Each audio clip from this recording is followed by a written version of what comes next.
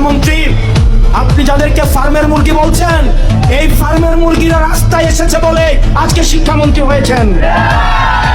এই ফার্মের মুরগিরা রাস্তায় নেমে এসছে বলেই শিলং থেকে এসে সংবিধান বিশেষজ্ঞ হয়েছে। এই ফার্মের মুরগিরা রাস্তায় এসেছে বলেই আজকে লন্ডন থেকে এসে বাংলাদেশের প্রধানমন্ত্রিত্ব করছে। আমাদের একজন শিক্ষামন্ত্রী আমরা পেয়েছি, স্ট্যান্ড বাজিতে উস্তাদ এবং টেন্ডার বাজিতে উস্তাদ। ক্যামেরা স্ট্যান্ড বাজি, পিয়ার স্ট্যান্ড। অনেক শিক্ষামন্ত্রী সব জায়গায় গিয়ে বলে নকল আর চলবে না। 2026 সাল শিক্ষার্থীরা আপনাদেরকে দেখিয়ে দিচ্ছে এই স্ট্যান্ড বাজি আর বাংলাদেশে চলবে না।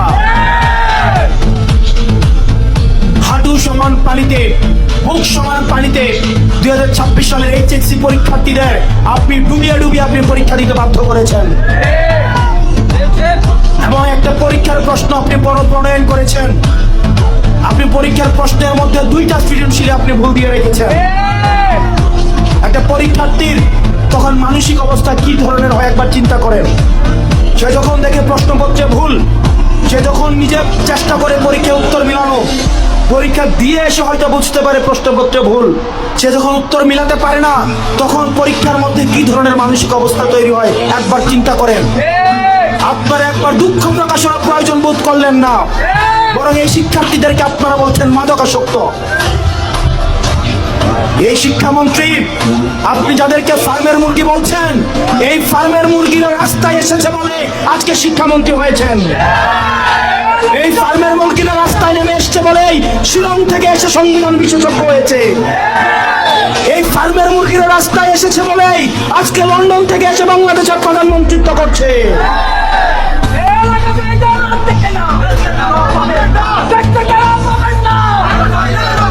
শিক্ষামন্ত্রীকে বলবো, শিক্ষার্থীরা গিনিপিগ নয়, শিক্ষার্থীদেরকে নিয়ে এক্সপেরিমেন্ট বন্ধ করুন।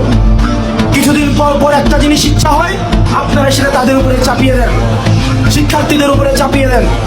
এই শিক্ষার্থীদের আপনাদের এক্সপেরিমেন্টাল টুল না, যে যখন ইচ্ছে তাদেরকে নিয়ে এক্সপেরিমেন্ট করবেন, এক্সপেরিমেন্ট ফেল করলে আবার সে এক্সপেরিমেন্ট তুলে নেবেন।